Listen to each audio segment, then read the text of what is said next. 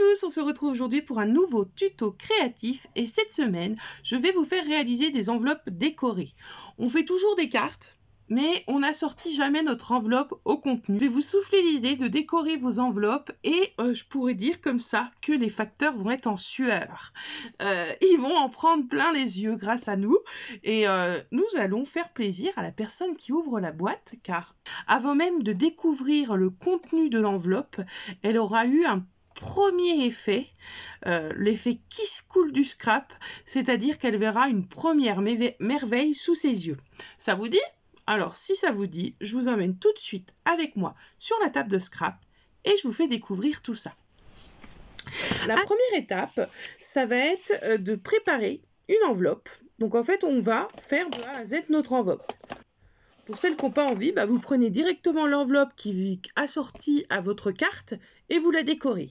Mais je trouve que quand on fait du scrap, quand même, on peut faire l'effort de faire l'enveloppe.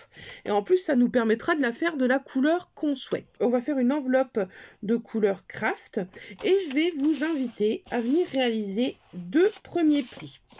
Donc ces plis vont se trouver à 11 et 22 cm.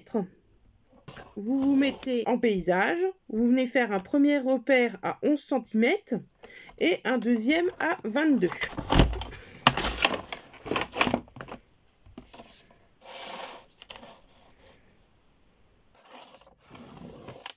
Donc, quand on utilise un massicot qui fait les plis, on n'appuie pas trop sur le papier pour ne pas le déchirer. Deuxième étape, on va venir faire des réserves. Donc les réserves, c'est ce qui va nous permettre de créer nos languettes. Donc on va prendre la feuille dans le sens portrait et on va venir faire une réserve à droite 2 cm et la même chose à gauche de 2 cm.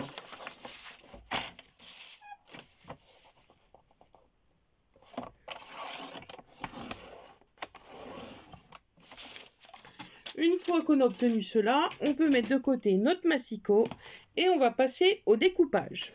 Donc là, en fait, on va se positionner ainsi. Vous mettez les 11 cm en bas vers vous et on va venir découper. Donc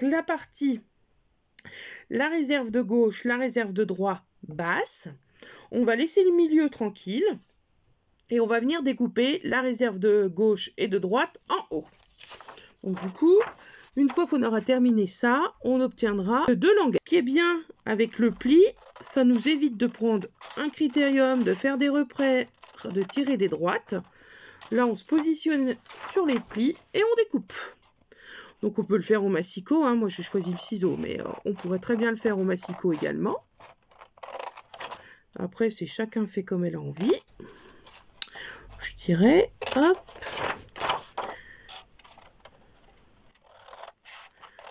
Donc là, on ne se lance pas dans des mesures compliquées, on ne se lance pas dans des grandes mesures surtout. Ça reste abordable pour les personnes qui débutent. Et pour les personnes plus expérimentées, on est sur de la tranquillité. Après, on va prendre un crayon de papier et notre règle. Et dans les languettes, on va venir identifier 2 points. Un premier point à 1,5, un deuxième point à 9,5. En fait, ça va nous permettre de créer des bords évidés. On fait la même chose de l'autre côté. 1,5 et 9,5. Après, on va se replacer en portrait. Donc, toujours les 11 cm vers nous. Et on va venir donc identifier un repère à la moitié de la largeur de notre enveloppe. Donc notre enveloppe, au départ, on était sur une feuille de 21 cm, une A4. Donc on a enlevé 2 cm de chaque côté. Il nous reste donc une bande de 17 et le milieu, c'est 8,5. Donc vous faites votre repère à 8,5. Et après, donc dans notre côté le plus court, donc les 7,7, nous allons venir faire un repère. Donc on se place au pli et on vient faire un repère à 3,5. Même chose de l'autre côté. Et en fait, ça va nous permettre de créer la pointe de l'enveloppe pour la fermeture. Donc après, soit vous tracez une droite, soit vous le faites directement au ciseau, au massicot, comme vous le souhaitez, et vous découpez.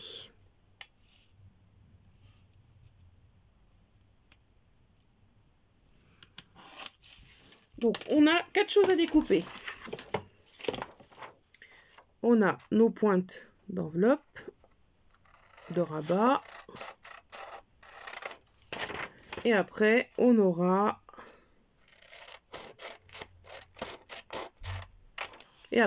nos pointes de languette. Donc là, je me mets au bord du pli. Je viens chercher mon repère, je découpe. Même chose, vous voyez, là, j'ai pas pris le temps de tracer la droite. Hein. Je le fais à ciseaux levés. Hop. Et je viens faire la même chose de l'autre côté. Donc, ce qui est bien, hein, c'est qu'on obtient une enveloppe rapidement, de la couleur que l'on souhaite. Donc, on peut la sortir à notre papier. Alors après, un petit conseil, ne prenez pas du papier trop épais, puisque après, à plus on va utiliser du papier épais, à plus il y aura du poids en matière de timbre. Donc, attention à ça. Après, bon, c'est vous qui voyez, hein, mais ça, c'est la petite astuce que je dirais au niveau du poids. Donc, un 80 grammes va très bien. Et bien, il ne nous reste plus qu'à marquer les plis. Donc, on a 4 plis à marquer. Et après, nous allons coller. Donc, pour coller, on va faire attention. Puisque le but, c'est de ne pas perdre l'intérieur de notre enveloppe. Donc, on utilise soit du double face, soit de la colle liquide. Pour celles qui vont utiliser la colle liquide, vous faites attention de ne pas dépasser plus que la languette, puisqu'autrement vous allez venir encoller l'intérieur de l'enveloppe et vous risquez de perdre de la place dans cette enveloppe. Donc je vous donnerai une petite astuce une fois que j'aurai terminé. Je vais vous montrer ma petite technique pour justement, s'il y a de la colle qui a coulé, de ne pas perdre de la superficie à l'intérieur. Donc je vais venir fermer en rabattant la partie basse des 11 cm de mon enveloppe. Je vais prendre un torchon pour, comme ça, si ça sort, ne pas en mettre partout. Je fais attention des deux côtés. Donc là, mon enveloppe, elle est formée. Et tout de suite, l'astuce, c'est de prendre une règle et de venir passer à l'intérieur, celle-ci, pour éviter que les papiers se collent l'un à l'autre. Et comme ça, je n'ai aucune crainte. Donc voilà pour la partie collage. Et on obtient donc une enveloppe.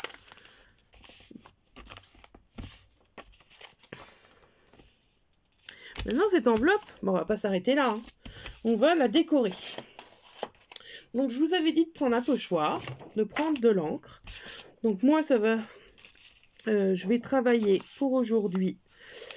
Je vais le mettre comme ça, mon pochoir. Je vais travailler à la Distress Oxide. J'ai pris la Agide Mahogany. Un petit doigt à mousse. Je viens mettre un petit peu d'encre. Et je vais venir délicatement frotter mon papier. Donc on peut s'amuser à créer des nuances. Hein. Ça, c'est vous qui voyez. On peut mettre plus ou moins d'encre. C'est au goût de chacune. Ou de chacun. Donc moi, je vais venir en mettre en bas à droite. Je vais venir en mettre en haut, un petit peu décalé sur la partie où il y aura le timbre.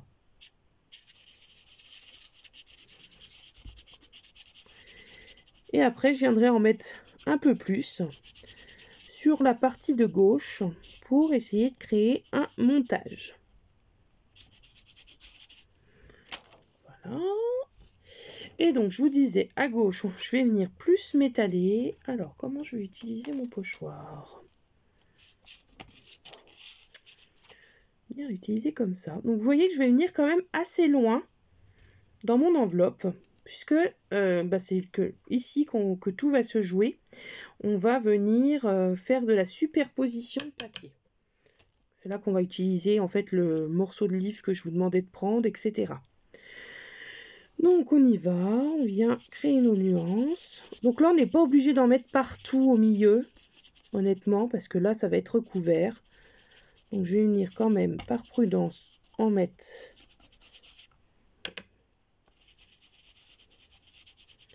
à peu près comme ça. Voilà. Et puis je vais peut-être descendre un peu. Voilà. Donc voilà comment j'ai recouvert mon enveloppe. Et maintenant, on va passer à la superposition. Donc je vous avais demandé de préparer une page de livre. Donc plutôt dans une page de vieux livres, hein, que vous récupérez dans les cabanes à livres, dans vos bibliothèques, dans les greniers, etc. Et on va venir cette page la découper en forme de triangle. Alors là, par contre, moi, je me suis permis, avant de commencer la vidéo, de venir découper un petit peu la partie de gauche parce que, en fait, il y avait trop d'espace et je trouvais ça pas très joli. Donc, je suis venue mettre un petit coup de massicot. Mais après, vous avez peut-être des livres qui commencent dès le début. Donc, faites comme vous voulez. Et là, à main levée, eh ben, on vient déchirer dans notre page un triangle. Une sorte de triangle, hein. C'est pas obligé que ce soit un triangle à 100%. Donc là, on voit qu'il couvre quand même assez mon pochoir. Donc je vais revenir délicatement découper jusqu'à ce que je trouve la forme qui me plaise. Donc ça, c'est un travail, hein, que vous faites au feeling. Et comme c'est vous qui découpez, vous donnez bien la forme que vous voulez. Pour l'instant, je ne le colle pas. Comme ça, je pourrais rebouger. Après, je vous avais demandé de prendre un embellissement de forme ronde ou dentelée, etc. Donc ça, c'est toujours pour jouer l'effet superposition. Donc ensuite, après avoir positionné votre page de livre, vous allez choisir un embellissement quelconque de forme géométrique. Donc moi, par exemple, pour cette fois-ci, j'ai pris un losange avec les couleurs jaunes, puisque c'est les couleurs dont je vais teinter mon embellissement principal. Et sur ma précédente enveloppe, eh ben, j'avais pris un rond légèrement dentelé de couleur craft à pois. Voilà. Donc l'important, c'est que ça se marie dans vos tons. Donc moi, je viendrai le glisser par ici. Et nous allons aussi positionner notre washi. Alors le washi, c'est la même chose, il faut qu'il soit coordonné aux couleurs soit de votre encre, soit de votre embellissement. Il est coordonné à la couleur de mon encre et du coup, je vais venir, pareil, comme pour le papier, on vient de déchirer et on vient de positionner à peu près à la moitié de notre enveloppe. Et j'ai laissé environ 0,5 en bas de celle-ci. Donc là, il y a un petit bout qui dépasse, un petit coup de ciseau, et on n'en parle plus. Donc il ne nous reste plus qu'à mettre l'ornement principal. Donc là, là j'étais partie sur un dice cut tout près. Là, je vais faire un tamponnage que je vais venir coloriser. Donc il est prêt, hein, ce tamponnage. Donc j'ai choisi un papillon, donc celui-ci, un tamponnage, et je suis venue le coloriser avec de la Spectrum noire. Voilà, celle-ci, de couleur à la chandelle. Donc vous savez, le Spectrum noir, c'est ce liquide qui est scintillant. Et j'ai rajouté par-dessus quelques paillettes de couleur dorée. Donc avec mon Spectrum, hein, j'ai joué sur les nuances puisque c'est une encre que l'on peut...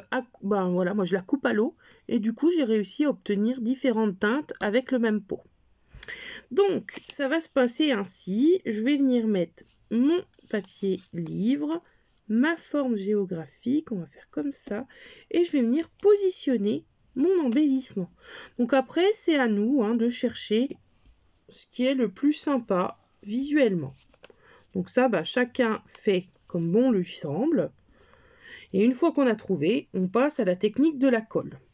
Petite astuce, hein, ne venez pas trop au milieu de votre enveloppe puisqu'il faut laisser la place pour écrire votre adresse. Donc là, moi, c'est nickel pour l'écrire et j'ai la place également de coller mon timbre.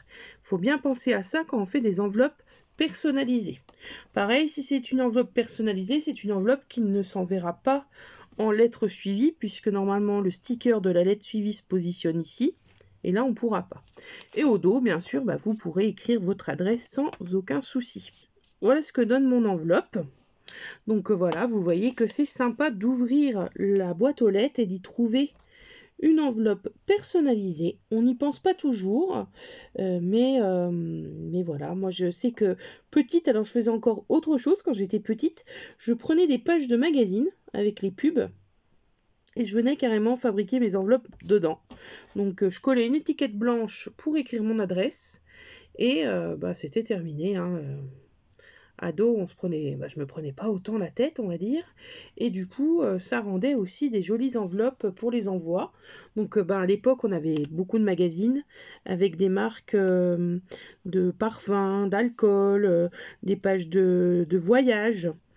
On avait aussi les pubs de cigarettes à l'époque. Et du coup, c'est vrai qu'il y avait toujours des très jolis imprimés qui me permettaient de faire des belles enveloppes à mes copines, à mes correspondantes. Donc voilà, ça c'est quelque chose que j'ai toujours aimé faire, les enveloppes décorées. Ce tuto touche à sa fin. J'espère que l'idée de décorer vos prochaines enveloppes vous a séduite.